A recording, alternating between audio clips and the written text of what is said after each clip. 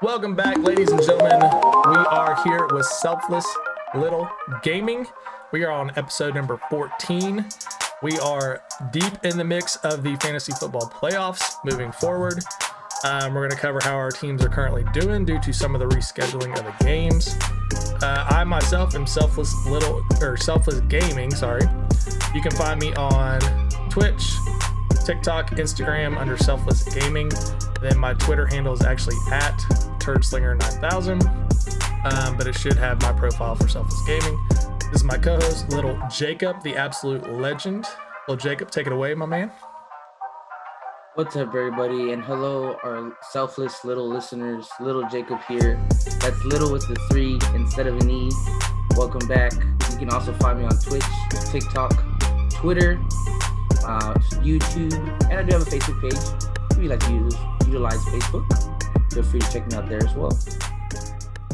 All right, let's start off. We started off last week. Fantasy football playoffs. It's in the mix. Okay, I'll go ahead and start right now because I actually have players going tonight. If they're not already gone. Let me see what time the game is. Game literally just started.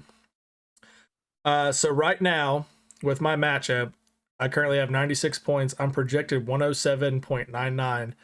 Guy I'm playing has 85, and he has 2 players playing tonight. He has Terry McLaurin and Devontae Smith, and he is projected 108.56. I have Daryl Henderson from the Rams playing the Seahawks, so I need him to pop off. It's a very tight first round race for myself. One of my big underperformers.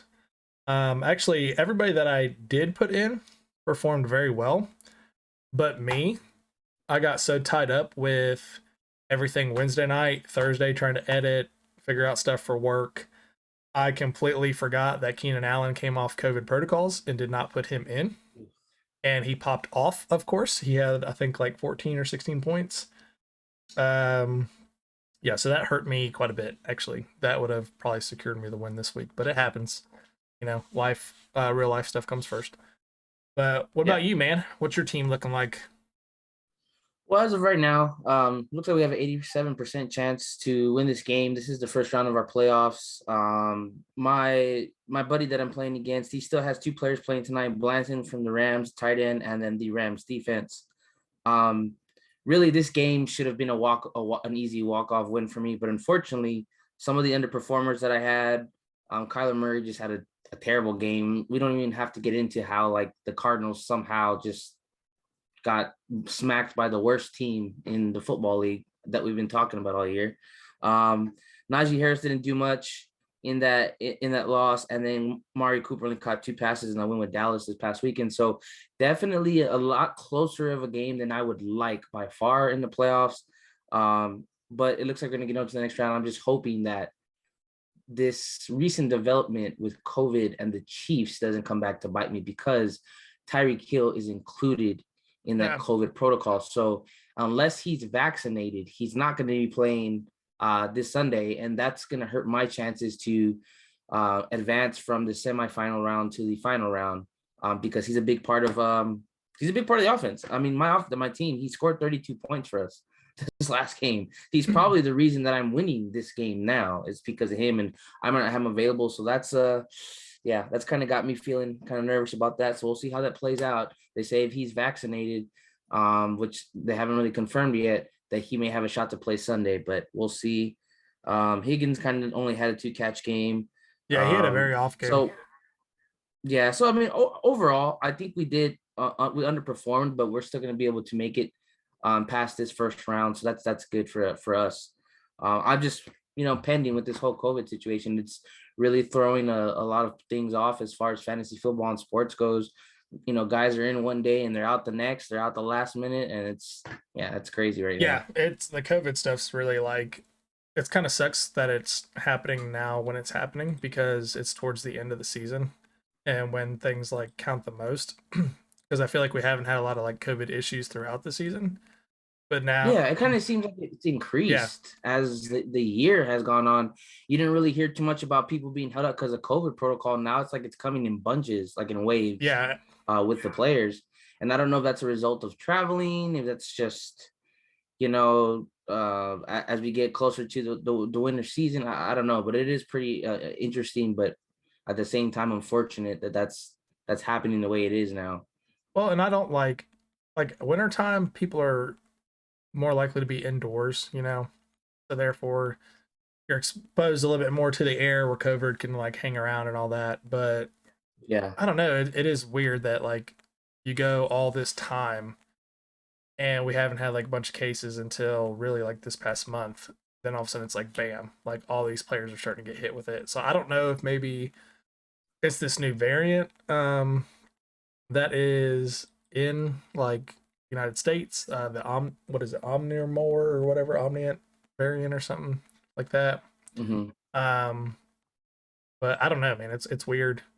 It doesn't really make a lot of sense to me because we both know, and I know people listening know that the NFL definitely has COVID-19 protocols in place and people get tested regularly. But it is kind of odd that things like as of recent have picked up more and more with these COVID cases and the fact that they're spreading a lot more. So definitely stay up to date on your roster. Day to Yeah, day day. to day. Honestly, I'd be checking it 2 to 3 times a day. I checked it like 3 times today to make sure Darrell Henderson didn't magically go out with COVID stuff. So yeah, it's just one of those things. But you think you're gonna pull through your first round? Yeah, I think it's gonna pull through. That tight end looks like it's a backup player, and then it's kind of depending on the Rams defense. And even if they have like a monster game, I don't see them scoring enough points to catch up. Hoping. I mean, I'm hoping. Yeah, So fingers crossed, but most likely I'm gonna be winning this first round. cool. Mine's pretty close, man. I don't know. I definitely need Darrell Henderson to pop off, and I need either. I'm kind of hoping that Terry McLaurin doesn't have that good of a game because I think the quarterback for Washington is out with Hmm. COVID-19. Like he's in. Oh, really? Heineke. So he got put in the COVID protocol I too. think I saw earlier in the week that he was listed in the COVID protocol. Mm. So it'll be interesting to see. I never followed up on that, but I'm hoping he kind of struggles, and then I'm hoping Devontae Smith kind of gets locked down. I hope he doesn't really pop off this game, but Man, that's interesting. That means that he could potentially miss 2 games because if he misses today, they have to play Dallas again yeah, Sunday night. So wow, that's kind crazy. of want to. Let's see. Let's see what to watch on D. The line Washington will likely use a lot of 5-man fronts. Blah blah blah blah blah. This is kind of the breakdown. Told that none of the 16 players on the COVID list passed the COVID test taken last night. The official said the second test taken this morning is still in the lab in New Jersey, and the team is waiting for the Mm. results, which should be available around 2 p.m. Those players, including starting quarterback Tyler Hinnick, remain at the team facility in Virginia. Any player who passes the second test will aboard a private jet to Philly to play tonight. So I guess there was still an opportunity for him to play, but it never Interesting. really got like said. So it'll be interesting to see what happens there. Yeah, it's kind of funny how things changed in that meme that I sent to you of the commissioner saying if you don't get vaccinated, you forfeit games from to hey, we'll just We'll reschedule the just reschedule games. the games. Football is on. We're Yeah. not forfeiting No, bro, anything. you know how much money Um, he'd lose out on making these yeah, teams he's not forfeit. gonna. Yeah. Yeah, I knew that was a joke from the moment he said, you Yeah. can't trust the first things that come out of his mouth because he switches quick on that. Yeah, that was definitely a oh, let's pressure these guys into getting vaccinated, and Yeah. nobody bit that bullet. So that is what it is. But so were there any games besides the Lions game? Were there any games that actually like surprised you this past week? Yeah, I would say that Tom Brady and the Buccaneers just getting completely shut out. It's his first time being shut out in 15 seasons. I mean, they didn't score jack. Yeah.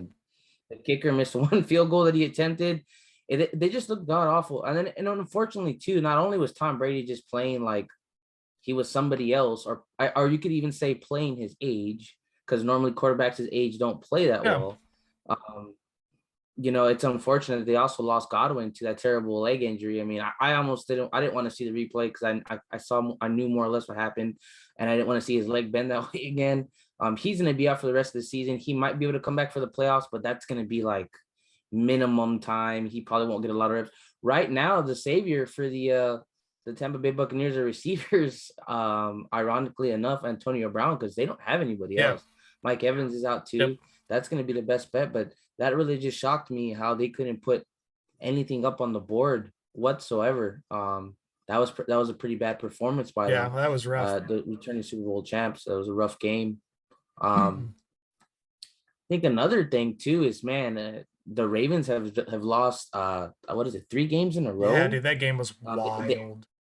yeah, and the AFC North is up for grabs. Pittsburgh is 77-6. They could be 8-6, but they lost that game to Detroit. So I'm not sure how it goes with that draw there in the middle, but pretty much between Cincinnati, Baltimore, and the Steelers, the division is up for grabs right now. They all have same or similar records. So that's going to be interesting to watch going forward the next 3 weeks. I'm curious to see who wins that division, because I think Lamar Jackson is still hurt. I don't know the extent of his injury, how long he's going to be out, but it's significant enough that it's impacting the football team because they haven't won a game in 3 weeks. Yeah. Well, and like to that point too, man.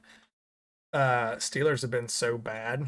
Like they've been so up and down all year, and the fact that they're still in the hunt for the AFC North, like what the shit?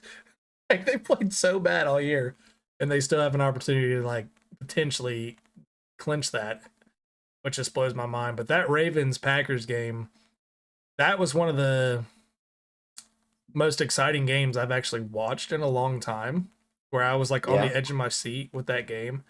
Final score was 31-30. Aaron Rodgers does what he does. Ended up securing that win for him. But his overall stat line, he went 23 for 31, and he had 268 yards with 3 touchdowns. With the 3 touchdowns is pretty good, but 268 is probably average or maybe a little below average for him. But the one of the biggest players, man, who's kind of been, I want to say, like covered up by due to the offense that he's a part of, with Lamar Jackson as the quarterback and stuff, was Mark Andrews. That dude popped off with 10 catches for 136 yards and 2 touchdowns. And I was very fortunate that I was not playing the guy this week. He's in my next round that has Mark Andrews, because that would have absolutely killed. That would have ended my season right there. He absolutely popped off and stuff. So that game was pretty wild to watch. Dude, like we talked about this before we started the podcast, and the Cardinals, man, like losing to the Lions. Wow. Okay. Dude, I just can't. But how badly they lost to the Lions. Like, yeah. And mind you that Kyler Murray didn't throw a touchdown until like the 4th quarter. And even at one point, they said, you know what, this game isn't going to go anywhere. This is just a bad game. They pretty much accepted defeat. They even put in old Texas Longhorn faithful Colt McCoy in for a drive or two, because it was just like it was done. Kyler Murray went 23 for 41, 257 yards, a touchdown, interception. Almost screwed me over in fantasy because I decided to give him a shot. And then you got Jared Goff on the other side, who, I mean, obviously, if you know the record, has not been playing well all year. He went 21 for 26 with 3 touchdowns, like just tearing it up. It's crazy how it just flip-flopped from the Cardinals being the team to beat in the NFC, and here they are. They've lost a couple games, and this is probably their worst loss. And their defense just looked terrible at that. And I guess as a Cowboys fan, I feel a lot better about facing them in 2 weeks, because it doesn't look like they're playing their best football. I don't know. It might just be an off game. I guess we'll see. Let's see who they play next week. I was actually looking at that right now. They play the Colts. What's the Colts? The Colts. Okay, man, that's gonna be another. That's gonna be another possible smack in the face, because that Colts offense is dynamic. You got the best running back in football right now on that team. and a couple of other good offensive weapons. So we're gonna find out just what the Cardinals are made of and if they're depleting. Because I think like we've been talking about, is it just like the mobile quarterback effect where Kyler Murray just isn't effective anymore because they got him figured out? They're playing some better zone coverages against him. They're getting to him as far as the rush attack, and they're making him uncomfortable. A lot of the throws that he's making, I mean, they're either off, he's under pressure. Um, it's very different. We're looking at a very different kind of quarterback than we did when we were first talking about him at the beginning of the season, like 6 weeks ago. It's pretty crazy the difference that these few weeks have made and the adjustments teams have made. I mean, if the Lions can do it, right? If you think about it, the Lions can do it. Yeah. What team can? Yes. If the Lions can, Yeah. right? And think about their personnel, how bad their defense is played. Their defense is ranked. What is it here? Let me see. They have to be last or close to it. They got to be like. Yeah, I mean, they have to be dead last as far as defensive rank. Yeah, Seahawks are it's pretty. like 30. Yeah, 32nd. They're 32nd. Yeah, that's last. If they can do that to Kyler Murray in that offense, and any team is going to be able to come in there and do that.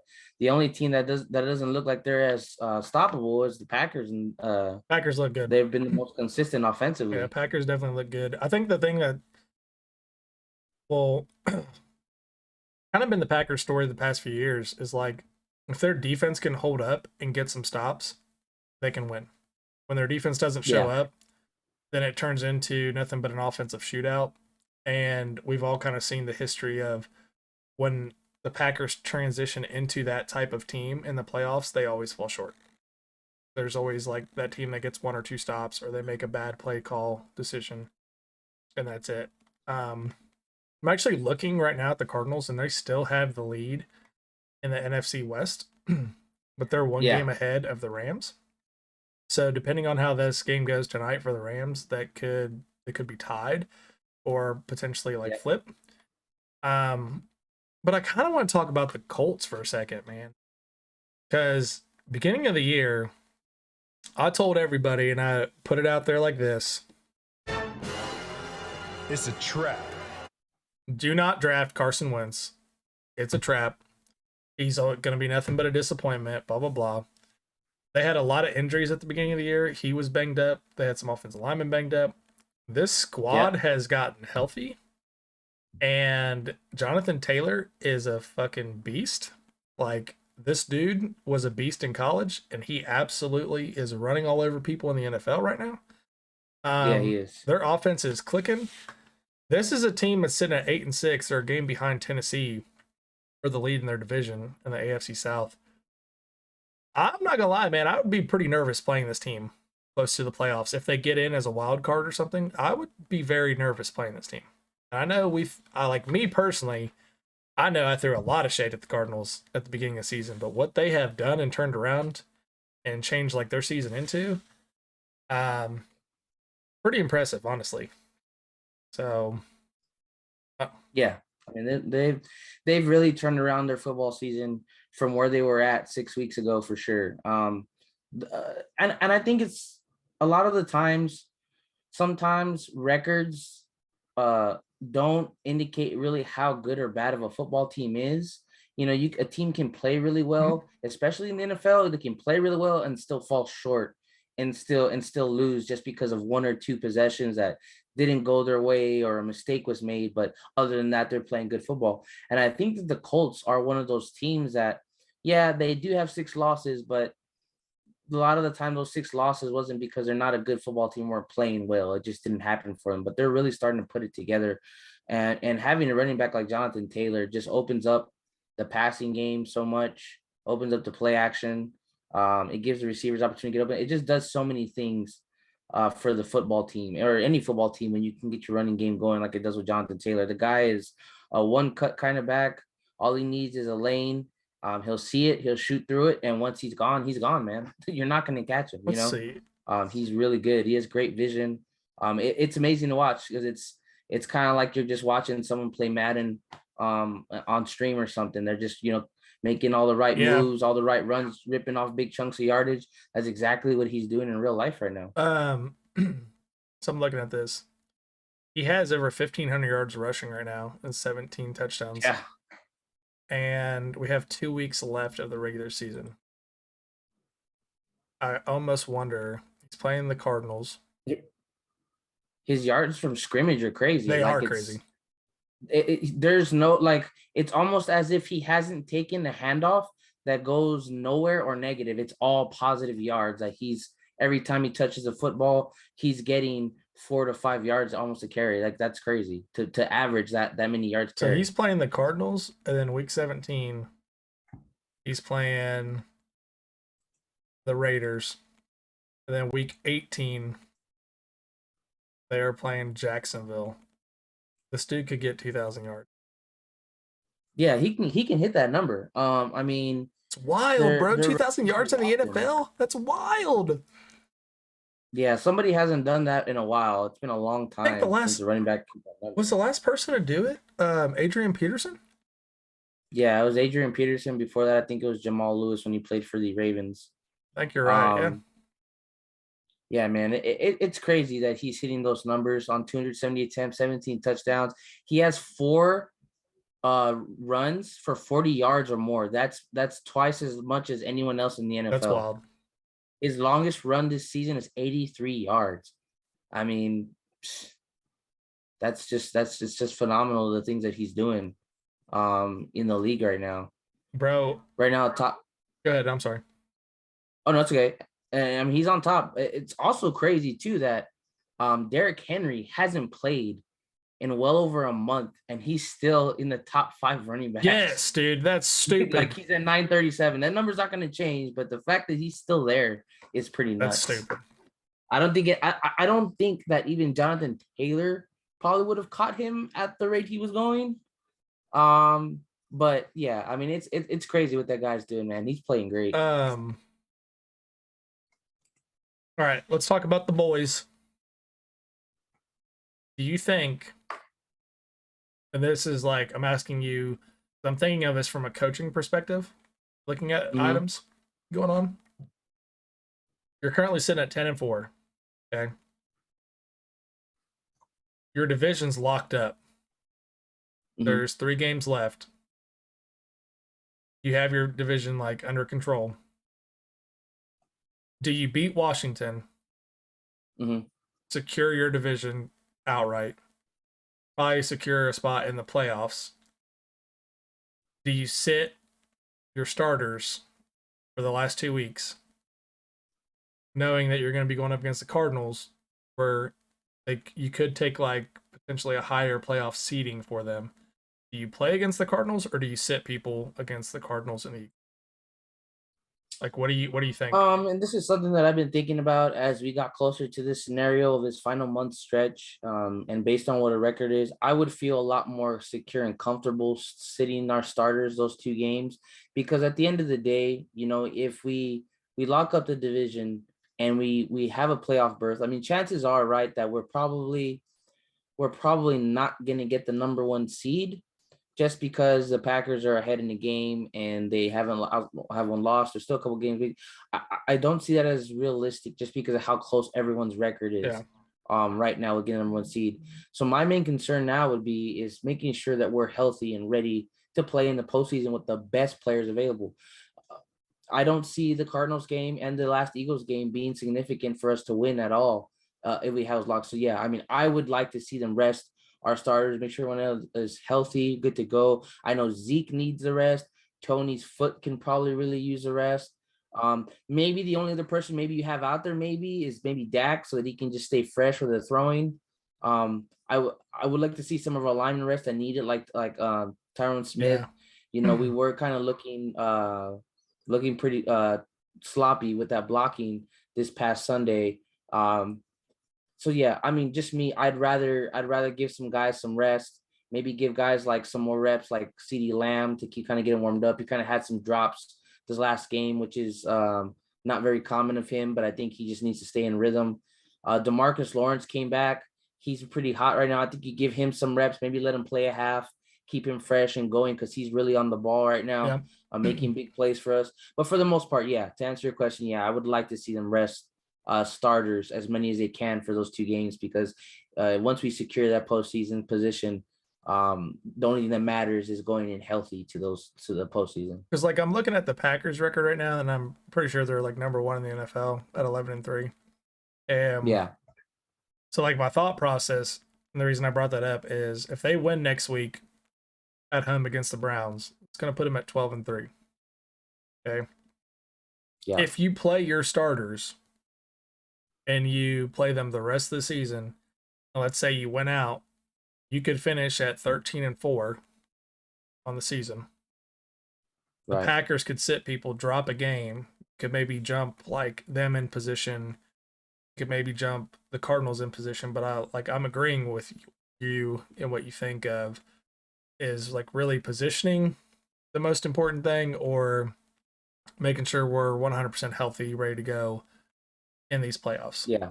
Um, I mean, let's say the Packers lose this coming Sunday, then I think maybe you might let's say the Packers lose this Sunday, Dallas wins, yeah, then yeah, right?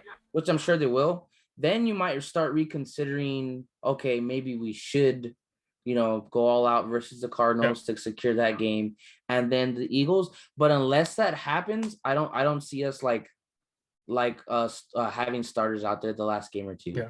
Um, I don't see that I happening. do like that Uh, what you brought up about playing at half though, because that keeps yeah. guys fresh, keeps them like engaged in the game. Because you know how it is too, man. And like playing football, like you know this as well. Sometimes you get Mm-hmm. those bye weeks, and it's great for your body. Your body gets healed up, you But for get the ready, recovered, yeah, but then like after not playing for a week, you technically don't play for 2 weeks because that second week you're now preparing for that game, and you get back out there, and it almost takes you like a quarter, sometimes quarter and a half, to like get back into the rhythm of the game. So yeah, I don't know, man. There's so many different things in the NFL. Like we can sit here and we can bash the Lions all we want. They're still professional athletes. They're still in the top yeah, 1% of football players in the world. So like, yeah, they're on a yeah, bad team. They're on a like part of a terrible organization, but these guys are still like the top of the top athletes in the NFL. yeah, So yeah. There's hundreds of guys that are lined up behind them, wanting a chance or a shot at what they're doing. So definitely, like you're saying, even if they're a terrible team, these are still the best available around that you're gonna yeah. get, and that's why they're there on the field. Um, moving forward to week 16. Okay, so let's say like for tonight's schedule, um,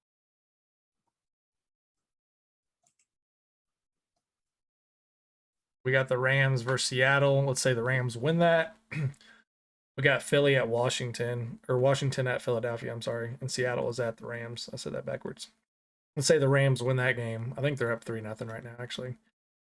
Washington is currently up 7-0 on Philadelphia. Who do you think is going to win that game between Washington and Uh, Philly? well, right now it looks like Washington has got a beat on them 7-0, but man, honestly, I felt like going into this game, especially if Heineke's not playing, that Philadelphia has a really good shot at winning. I guess we'll see as it plays out. That's who I thought would win. We'll see here. They're down 7-0, but I was originally thinking that Philadelphia was going to win. Yeah, I kind of see that too. I think, I mean, they have the better players, but I mean, that doesn't always a guarantee thing. So yeah. Moving into week, is it 16 next week? Um, yeah, man, I really think that the Packers are going to beat the Browns. They're going to be 12-3, and chances are they're going to probably walk out with the number one seed. The way things are playing out, let's see, like the Bucks are playing the Panthers. bro, actually, looking at some of these schedules right now, Mm-hmm. if Dallas wins next week, which they should, Yeah, Indianapolis could very well, with the way the Cardinals are playing right now, they could easily upset the Cardinals at home and beat them. yeah, That could allow Dallas to like jump in front of Arizona. yeah. Um, I think it's a lot to consider. There's a lot of things to consider. I know, like Mike McCarthy doesn't really like to talk about playoffs, and he doesn't like to go too far ahead. He's more of a I'm worried about right now yeah, and this team and this week, which is good. That's what you want. But Yeah, there's a lot of things to consider. Everything is changing with these matchups. Now that we're getting closer to the playoffs, it's really going to depend on who loses or wins. If I think if Dallas sees that there's a decent shot to get the number one seed, that like I said, they'll consider starting the players throughout the two games, the rest of the games. But if not, I don't think that they'll play the starters. Maybe like half the game against the Cardinals, and then maybe a quarter the last Eagles game, and then kind of let it go from there. But we'll see. Management and player management and health is always going to be a priority in these Oh times. yeah, I think the Pittsburgh Kansas City game is a big game. Oh I think yeah, that's a very big swing game. Because they're literally one game behind. Damn, dude, the AFC North is so tight right now. Yeah, Cincinnati yeah. leading 8-6. Baltimore's 8-6. I think that's going to be a trap game for Baltimore. The Steelers That seven might and just be a six. trap game for Cleveland them. 7-7. Well, the Chiefs But this though, this guy like that if the Chiefs win this game, mhm.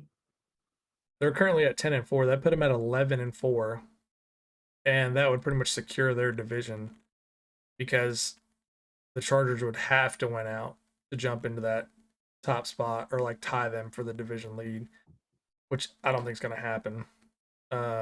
Chargers are playing Houston though, so they could win that. I'll be honest with you. I am rooting for the Ravens for the main reason being that the guy that I'm playing next week in the semifinals has Joe Burrow, and that might become an issue for me. Oh yeah. If Joe Burrow has a great game, especially if Tyreek Hill doesn't play, I'm going to be in big trouble with that. I mean, Oh, they're playing each other here too. looking at the The list, Ravens and the Bengals are playing each other, and yeah, I'm pretty sure the Bengals. What's up, Gum? How you doing, bro? Pretty sure the Bengals put it on them first time they played. yeah, they did. They whooped them. Yeah, So 41-17. That won't happen this time around. no, I don't think so. I just hope that if Tyreek Hill doesn't play, that my other guys perform well enough, and I do get some help from the other opposing teams to minimize the damage because I want to at least get this like so the way that our league is, first place or the third place gets you get your money back for what you put in. Yeah. Okay. Second place either gets a certain percentage or what they do with the final pot is second and first can split it, which last year I just split it with my friend. It ended up being like we split 800, so that was pretty cool. Oh yeah. Get a little payout, bro. Yeah. So I want to at least get second place, guys. You know, that's all I'm saying. I just want to get back to the final one, the final game. Oh yeah. Is there any games that you feel like I already talked about Pittsburgh and Kansas City. I feel like that game has a lot of weight to it because Pittsburgh has to win to stay in the hunt for the AFC. Because that whole freaking division is like super close. But Kansas City's Yeah, also got to win too because that's pretty much going to lock that division lead up for them. Like they're going to win that division, so that's a very tight game. absolutely. Um,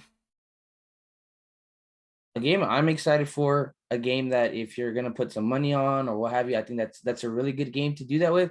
That's gonna be the Bills and the Patriots. I mean, that's gonna be an awesome game. Uh, I think we all know, or if we're all familiar who watch the NFL, the history that the Bills and Patriots have. Bill Belichick. I think Bill Belichick is gonna have his boys ready for this one. I feel like the Patriots might just jump on them, especially after that whack outing they had against the Colts recently. yeah, And Mac Jones is still playing pretty fairly well. Um, if it was me, if I was a betting man, I might put some money on the Patriots on this one. bro. Uh, That's gonna determine the division. That game. yeah, it's going to be a big football game for them if they can win that game. You can go 10-5. Yeah, because that'll put him at 10-5, or it's going to put him tied with Buffalo 9-6. Buffalo lost the first matchup, and if they beat the Patriots this time, they'll kind of be split 1-1. So I don't know how that'll like decide it, but dude, Miami's right there too, behind them at 7-7. Yeah, they kind of snuck up. Hmm, wow, I don't know, man. It's going to be kind of like some of the divisions are already like decided pretty much, like the NFC East with Right. Cowboys and all them. Like that's Cowboys got that under control. They're playing for basically like playoff positioning. Um, Cardinals and Rams, that's kind of close. The Green Bay Packers, they got theirs locked up. Man, with the way Tennessee's been playing, I wouldn't be surprised if the Colts just slide over them and hit and get and win the division. They Like the could. way that the Titans have been playing. I mean, this last game wasn't very good for them and they lost. So Yeah. last 5 games, they're 2-3. The Colts are 4-1 in their last 5. So they've been on the ball right now. Same thing with New England. I know my buddy 4-1. So. I know my buddy Caleb, he's gonna hear us talking about the Colts and stuff, and he's gonna get all excited and everything. Probably get me a Christmas card or something. Talking the Colts up like this. He's a big Colts guy. He likes the Colts. Yeah. Yeah, they're riding pretty hot right now. They are. They're on the higher end of the winning streak right now for sure. They're definitely a team that's I think the best way to sum up the Colts is with the injuries and stuff they had in the beginning of the year and where they're at now. They've gotten past all that point of like the injuries, everybody's healthy. But I think they have a true identity of who they are as a team. Like they're not trying to force something through Carson Wentz, like having him try to be the constant playmaker and like the director on the field. Like they know their running game is extremely strong. Their offensive line is very good. They're literally playing off of their strengths and they're not trying to become something that they're not. Where I feel like in the past, Philadelphia's offensive line was not very good. And they kind of thought, oh, we can't really run the ball. So like, let's put it in Carson's hands, let him whip the ball over the field and stuff. And it's like, no, it never worked. Like it just did not help him out. Yeah. So, and we did kind of say like Carson Wentz, if things go well with the Colts, like this is probably the most set up he's ever been for his career with this team. I remember like saying that at the beginning of the season, like this is probably the best team he's been a part of. Yeah. He's currently sitting at, look at his stats real quick this year. He's 19th in the league with over 3,000 yards. He's at 23 touchdowns, which is 10th.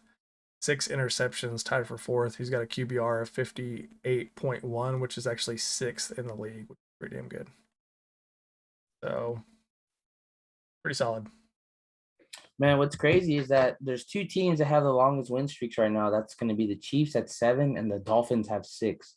So both those teams have not lost in a good while, almost 2 months. Dude, that's pretty darn Dolphins good. have freaking been lining up. Jalen Waddle's been killing it. Yeah. I'm so glad I got him on my team. I thought about trading him too, and I'm glad I didn't.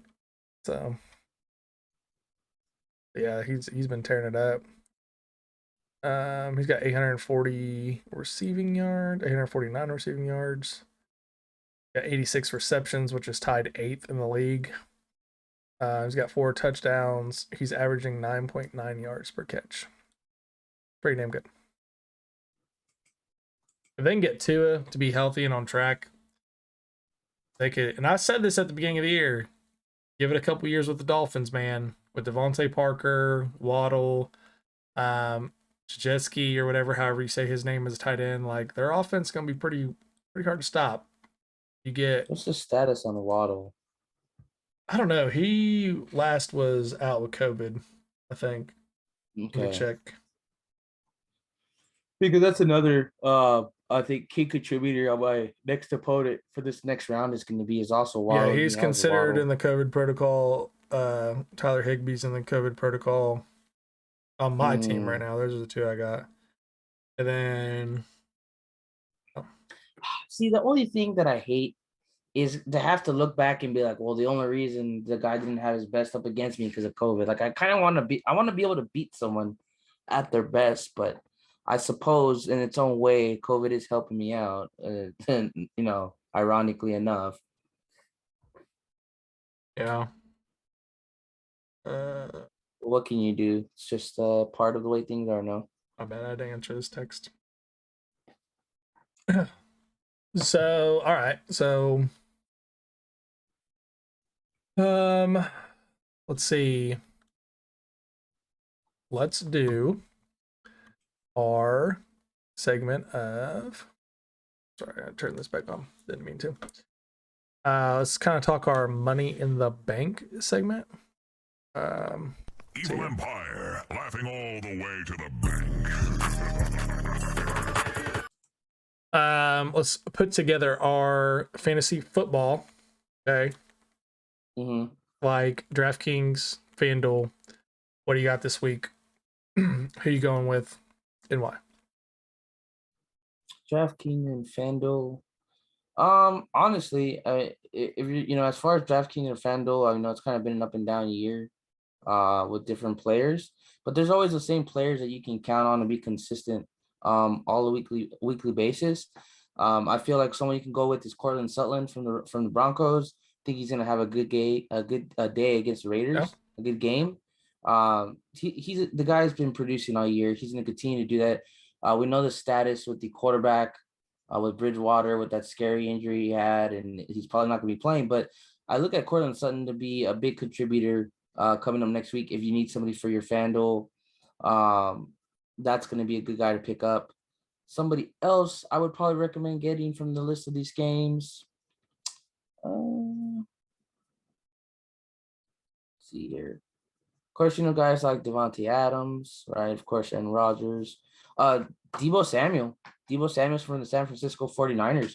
I mean, the guy's just a monster. He's played great for them. He's gets a lot of play time. He's getting the football in his hands, whether it's a handoff or catching passes. The guy's generating a lot of points fantasy wise. So Deebo Samuel is definitely a big one in my eyes. That if you can get him off the board, especially if you're doing like a weekend FanDuel, that's a big one. Deebo Samuel. Also, I mean, we were talking about it earlier today. Antonio Brown. He is going to be the number one option for Tom Brady as of right now, with the Evans and Godwin hurt. That's going to be his go-to man. And let's face it, Antonio Brown, despite of the trouble off field, the guy's a great athlete. He works hard. He practices hard. He's going to be, I think, just as big as a contributor as he was before he got into trouble and all that other nonsense. Again. Again. So I would consider getting Antonio Brown for sure, because I think he's going to be able to put up some big numbers against that Panthers defense. Let's see here. See a couple of other players we got going here. Just trying to look at the different matchups.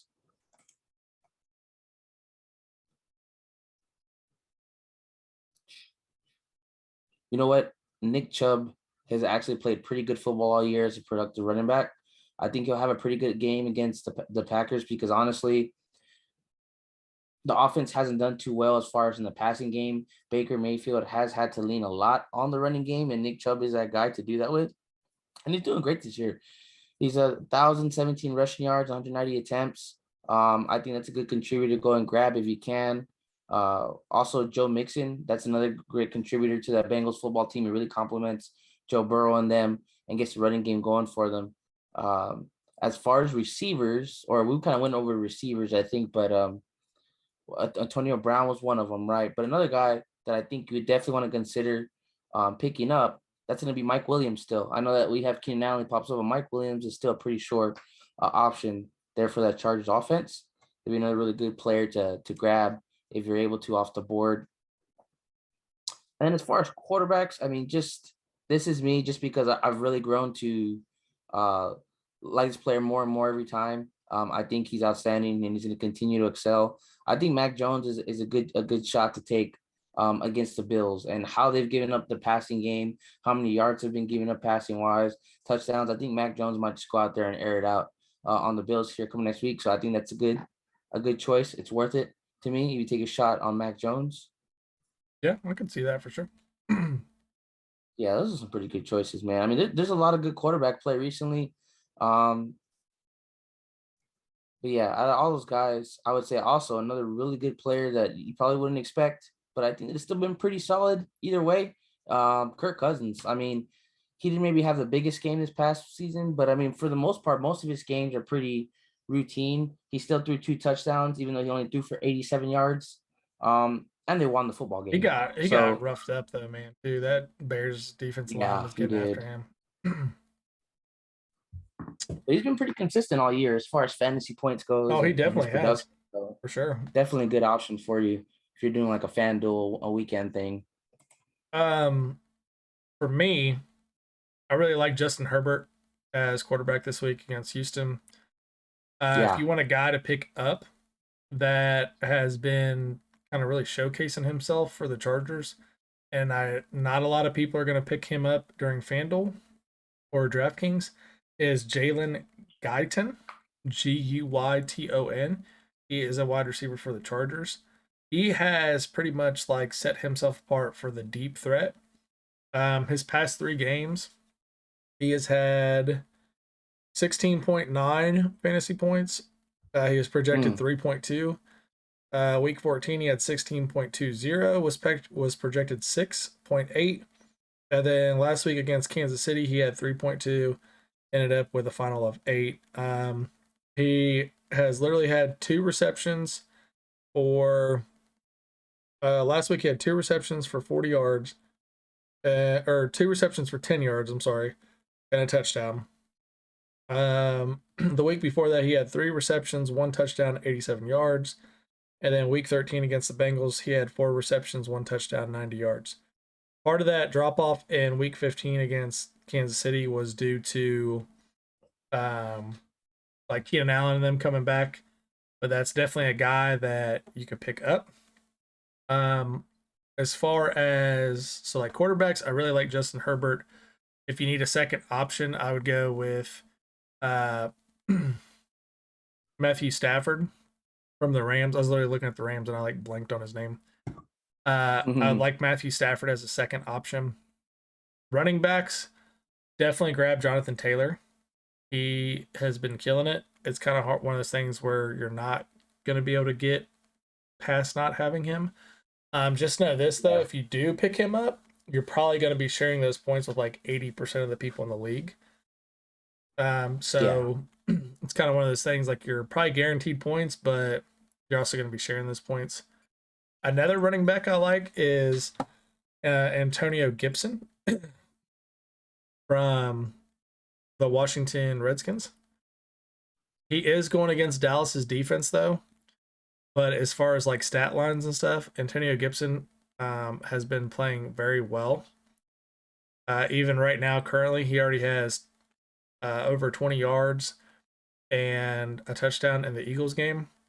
He ranks 6th in attempts in the league this year for 216 attempts rushing. He ranks 8th in the league for 836 yards. He's tied 16th in the league with 5 touchdowns. So not a lot of people see him, like, especially being part of Washington. They're kind of like, oh yeah, like, I don't know, he's part of Washington. Their offense isn't that explosive. Guy gets a big workload. People definitely like look past that stuff as far as workload when it comes to fantasy, but he's definitely somebody to keep your eye on for sure. Tight ends, I definitely like Gronkowski this week. Excuse me. I definitely like him this week with Tampa Bay. Who's Tampa Bay playing? They're playing Carolina. I think Gronk could have a good game. Second tight end I would really like to see is Schultz from Dallas. He's been playing very well this year, and he's been very utilized throughout the offense. So those are 2 tight ends I would definitely try to snag. And then, honestly, as far as like running backs go, to add another one to the mix, I like Damian Harrison for the Patriots. If he's healthy and able to go, you definitely pick him up. He's had a very solid year. And another wide receiver you could add to your mix. You could look at Tyler Lockett going against Chicago, or you could look at potentially Chase Claypool, or who is it? Washington for the Steelers. Yeah. And stuff. So that's just some people like I would kind of go after. You have some big name players in there that you're probably going to share people with, but I'm kind of giving you some people too that may not be picked up by as many. So if they really pop off, had a good game, or just get a lot of like yards in general, then it gives you an opportunity to at least make the money. That's the biggest thing with DraftKings and FanDuel. Like, you may get people who aren't going to give you a crazy stat line, but it's all about like not sharing those points with the rest of those people in your lobby is the thing. So that's how you kind of make your money and stuff doing that. So Yeah, look at somebody probably picked Jared Goff, and not many people picked him, and they probably got Yeah. the the most benefit with his actual great game that he played this past Yeah. Sunday against the What Cardinals. was his stat line? It was really good. I can go back and look again, but I think it was like 3 touchdowns, no interceptions. He played like old Jared Goff, I guess you could say. His Super Bowl year. Yeah, he had he was 21 for 26, 216 yards and 3 That's touchdowns. wild. So like if you had picked him in FanDuel, you're most likely you reaped most of the benefits for that one. That's wild. So I don't think many people picked him. All right. Let's transition into some boxing. Okay. I know we don't usually talk a lot about boxing, but of course we had a big YouTube fight this weekend, essentially. I'm gonna go ahead and let you lead off with this because I already kind of said my 2 cents earlier in my stream with it. But Yeah, well, I'll let you before we get talk about it. Yeah, so before we get to the main event of that pay-per-view, I guess if you can call it a pay-per-view. Daron Williams, if you don't know, former NBA point guard who was actually really good in his prime, great player. And then you got future Hall of Famer Frank Gore, running back, played for a couple different teams, but most notably for the 49ers. They both had their first boxing bout. I think it was about 6 rounds. It was a pretty entertaining fight. Mind you, they're amateur boxers. It ended up coming down to Daron Williams beating him. Frank Gore, he's ended up getting just beat up in the end, tiring out and slow. But it was kind of interesting to me because at the end of the whole fight, Daron Williams probably said the smartest thing that you could ever hear someone say about fighting or boxing, and it's probably smartest for him too. And that he was like, this was just for me to try it. I don't want to do this shit anymore because he realized just how not only how hard and how much work you have to put in to prepare to fight a boxing match, let alone that's only 4 or 6 rounds, but how hard it is once you actually get in there and you're throwing punches, you're getting hit in the face. It gets pretty rough. So Daron won that fight, and it was just funny because like he was like, yeah, I'm gonna leave this to the pros. This is just for a life experience thing, but I'm not doing this again. Yeah, it's all fun and games till you get punched in the face by somebody really hard, you know. Puts things in perspective. I mean, it's fun till you start. It's fun till you're sucking air and getting hit in the nose and it freaking hurts. You can't breathe. Yeah. Then it's not so. Then you just start getting pissed off. Yep.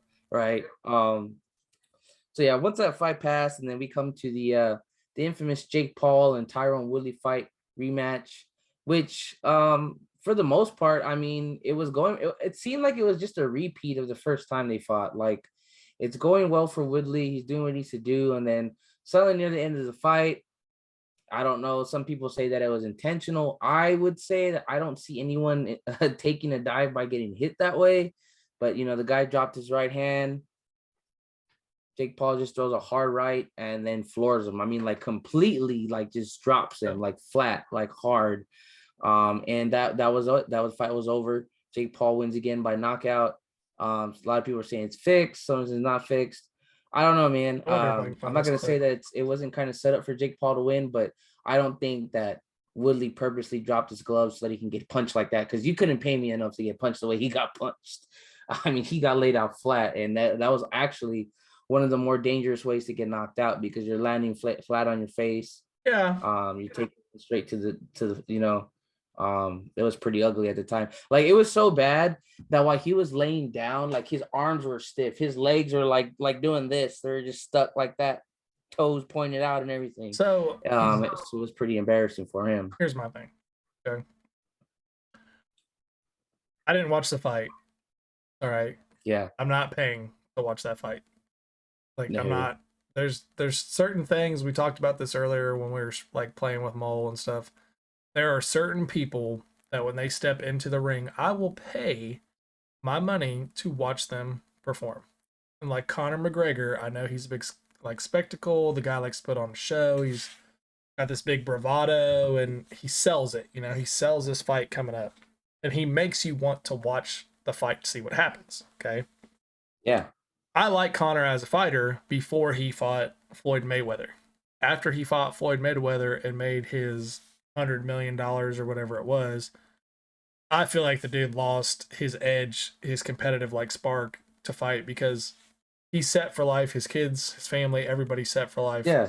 What does he have to fight anymore? Exactly. Yeah. Like I felt like he just did it because he kind of wanted to do it for his fan base, but it wasn't the true Conor McGregor that we saw before he hit it big. You know, like the savage Conor who went in and destroyed people and wanted to make a name for himself. With this whole Logan Paul thing or Jake Paul thing, like Tyrone Woodley, it would be like, let's say, trying to put this in perspective for people, it would be like if you had LeBron James right now call out Michael Jordan right now and they played a game of one-on-one. Like LeBron James is going to wipe the floor with Michael because Michael's old. He's washed up. He hasn't played basketball in a long time. Tyrone Woodley, there's been several fighters who have said, like, this is not the prime Tyrone Woodley that he's fighting. This is not the savage Tyrone Woodley who dominated people in the UFC. Like, this guy has lost his step. He's got a glass jaw now. That's kind of why he got out of the UFC. He started getting knocked out a lot and stuff. The whole rematch thing, to me, when they said they were going to fight again, I was like, okay, this is already set up for Jake to win, because why prove this again? You already beat him once.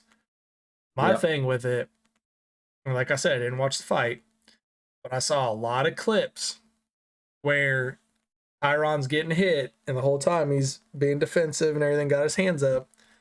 And the clip you see is literally like he backs up and he looks at Jake and he puts his hands up and all of a sudden his eyes do this and he looks at Jake's hand and just completely drops his hand and stares at it. And then as it comes, he turns his head to basically take the punch. And there's so many people who are like, bro, this is like completely set up. Nobody in their right mind would just stand here like this, knowing a punch is coming, and then just completely drop their hand and take it. So people will debate this. That's part of like his little skeptical. He likes people doubting him, calling him not a fighter, all this stuff. But I want to see him fight a true boxer. Like if he actually scheduled somebody that was like a true boxer who's not going to get paid. Exactly. You know, I want to see that. Like, I'll say this, or Dana White said this, and I was like, that is a fight I will freaking pay to watch. Dana White, because Anderson Silva has gotten into boxing. And Anderson Silva has some crazy hands, man, still today. And he said, you want to see Jake Paul actually fight somebody? Go fight Anderson Silva's ass because you can't pay him. Like, that man's got so much pride when it comes to fighting. They literally had to tell him in the UFC, like, we cannot allow you to fight for us anymore because we know you're never going to stop. We don't want to get you killed. Because, like, he would never back down from a fight. He would always take a fight. And that dude's life is fighting. And it's like, I would like to see that because that dude's going to go in there and he's going to be a savage. And straight go take it to him. But and if you look at, and the reason that I don't take either of the Paul brothers serious is like we'll use Jake for example, right? I mean, and we're not talking about him as a content creator because this all goes out the window. We're talking about boxing. Yeah, we're talking about boxing. Right. If you look at his track record, he fought Nate Robinson. He was a basketball player. He's never boxed in his life. Yes. He fought Ben Askren. Ben Askren is like built like a substitute teacher. The dude was in the UFC. Okay, but he was like probably the worst striker you'll ever see in the octagon. He got dropped by Masvidal in seconds. Then he ends up getting dropped by Jake Paul. Jake Paul fights Tyrone Woodley, who isn't, like you said, he's older. He's not the same fighter he used to be. And nobody would sit here and be like, yeah, part of Woodley's resume is being a world champion boxer or being a high caliber boxer, because he's not. He's not. Yeah. It's just like if when Michael Jordan decided to stop playing basketball and wanted to play baseball. He wasn't great. He could do it. He wasn't great. He wasn't going to be in the freaking the all-star, the all-star slam off or whatever they have for the home run The derby. home run derby. Heck no, he's not that good. And that's pretty much what they're doing here. They're just picking fights that they know that they can win. They're fighting fighters that aren't capable of taking it to them like that. Now, the day that they decide to fight a ranked fighter in a weight class, someone that has been boxing all their life since they were children, etc., then I might start taking it more serious, because at this point, these are just novelty fights. This is kind of like what Floyd and Connor did, but they keep on doing it. They're not setting themselves up to challenge other fighters that within their actual skill range. Like you got Jake Paul trying to talk smack about Canelo. Canelo's never going to respond to you. No, dude. But, like, Canelo you know would how kill many him. Yeah, it's not just that. It's like, dude, do you know how many years people go out there and they fight in the Olympics as kids, young adults, just to get as amateurs, to get to the pros, to get into the pros, to get ranked, to get recognized, to get a title shot, to get to the top. You can't just go out here and start talking smack to people like Canelo because you think that you're on top of the world. They're not going to pay any attention to you, because there's other people that come in line when it comes to boxing that deserve those fights. Just because you're Jake Paul and you've knocked out a couple of buddies that you met, or a couple of athletes here and there, doesn't mean you can just go and right away and fight those fights. Yeah. It's kind of disrespectful to the guys that are out there that have been working their asses off since they were 18, 16, 14.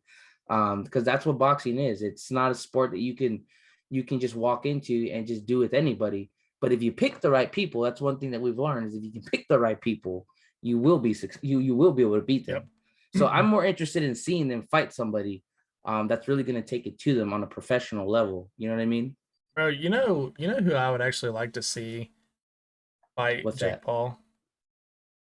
Because he ain't gonna take no crap. He's a pure savage. I would love for Quentin Rampage Jackson to Oh get in the man, ring with Jake you Paul. crush. 1 second. And you talk about a guy who doesn't care. Rampage don't care. And if you guys don't know who Quentin Rampage Jackson is, look him up on YouTube. One, the guy's hilarious. He's an absolute like comic off of like outside of the ring and stuff. The dude likes to clown and joke around. But man, you talk about highlight reels of fights. That dude has got some crazy highlight reels of knocking people out. I think it was Urasima or something. I can't remember who it was, but he literally fought in Pride, and a guy had him in a triangle, and he legit picked the dude all the way up over his head and like atomic bombed him onto the mat, and the guy was out cold. Like, I've never seen a fighter do that before. He almost did the same thing to Lyoto Machida in the UFC. He had him in a similar position with a triangle, like standing triangle, and Rampage literally just like wrapped his arm around behind him, picked him up, and when he picked him up, Lyoto like unlocked his legs and dropped him because he knew he was getting slammed on his head. So yeah, I don't know. This whole Jake Paul stuff, I don't know why people keep buying into it, but that's just one of those things with sports. Like, y'all keep buying the pay-per-views, y'all keep tuning into this stuff. They're gonna keep doing it. We talked earlier about this too with Conor McGregor and Floyd Mayweather. Any of you guys that know Conor McGregor, you watch his fights in the UFC. When he rocks people in the UFC, like, he is on them. You talk about a guy who like will sit there and drop somebody with a right hook and they like fall back on their back. Like, he is in their face, pounding away at their face, not letting up at all.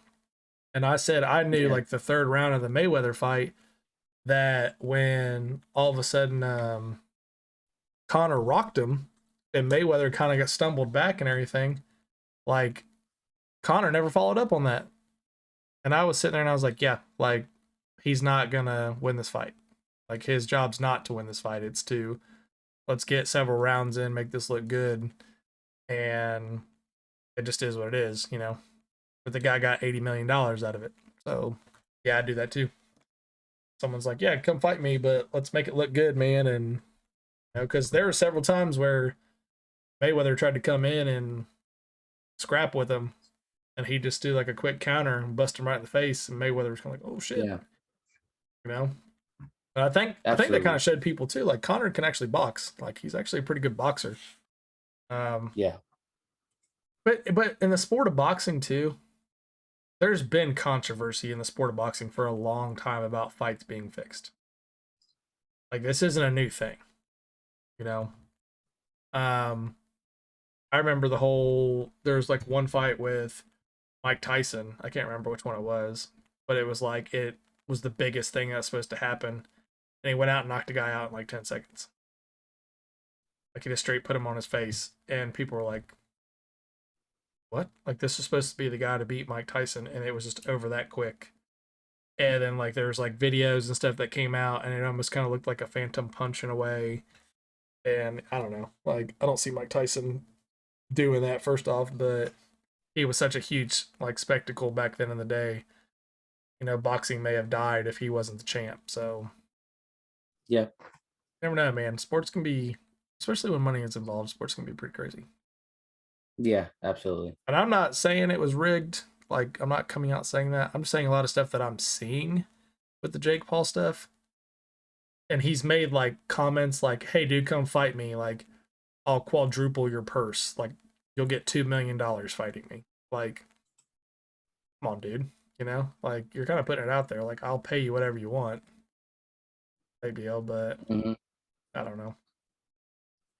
The clip I saw, it was very sus. Like, it made me definitely question it from the fact of the point of a professional fighter in Tyrone Woodley. Like, you never drop your hands like that, you know? Yeah, absolutely. But I definitely get that. it is what it is, man. So, we will be back next Wednesday. You want to do Wednesday still? Yeah, that'll work. Okay. So we'll be back on, I think that's the 29th. Yeah, so we'll be back the 29th. We're going to continue on with covering the NFL and like what's going on there, depending on our playoff games, which I actually just checked mine. Mine does not look good right now. So probably be eating popcorn, watching little Jacob during his playoff games. Have my little Jacob banner over here, waving it around for him, cheering him on. We'll be back next Wednesday, though. We're going to continue on with this. This is episode 14. Looks like we'll probably get about 15 episodes in before the new year begins. When did we start this, bro? Was it August? We started this? Yeah, I think it was like Because it's preseason, like right? the last preseason week. Okay, yeah. So it was definitely like August when we started this. Yeah. Definitely been fun. Appreciate people like tuning in, checking it out, listening. Been looking at some of the data and stuff on Spotify. Definitely got some listeners out there for sure. And those of you guys that are listening, usually Wednesdays is when we do our podcast. If you guys have a Twitch for you listeners out there, follow my channel at Selfless_gaming on Twitch. You can also Behold the king. The Kings. Cookie Man in the house. What's up, Cookie Man? How you doing, brother? You can follow me at Twitch or on Twitch, Selfless_gaming. You got little Jacob over here as well. He's on Twitch. Hop into the channels, you know, definitely hit us up. Any feedback, we are definitely open to feedback on what we can do better. You got any questions about anything, we're more than willing to do research for you, like look stuff up for you, kind of give you our best take, our best advice on how to do things. Well, Jacob, I'll let you wrap it up for us, man. Yeah, guys, little Jacob. That's little with the 3 instead of an E. You can also find me on Twitch, TikTok, Twitter, Facebook. If you like to use Facebook, I have a Facebook page, as well as YouTube. So definitely feel free to reach out. Any questions you have, topics you'd like to hear about, or just players. There's all kinds of things going on all year. Players, controversy, free agents, trades. Let us know. We'll definitely progress past the football postseason and then into the NBA as the NBA starts to pick up more from where it already has. And, you know, we'll pretty much have football all year round. You know, before you know it, it's going to be draft time, spring football again. It comes full circle. So it's definitely going to be a lot to discuss as the year goes through. Plus, we got like the college games still cover, like the actual playoffs. So the college games coming up. It'll be good. That's gonna cut it for us this week. We appreciate y'all. And if you guys are traveling for Christmas, visiting family, friends, and stuff, definitely be safe. Holiday season can get very stressful, but sometimes people have a little too much and then get out there on the road, so definitely be safe.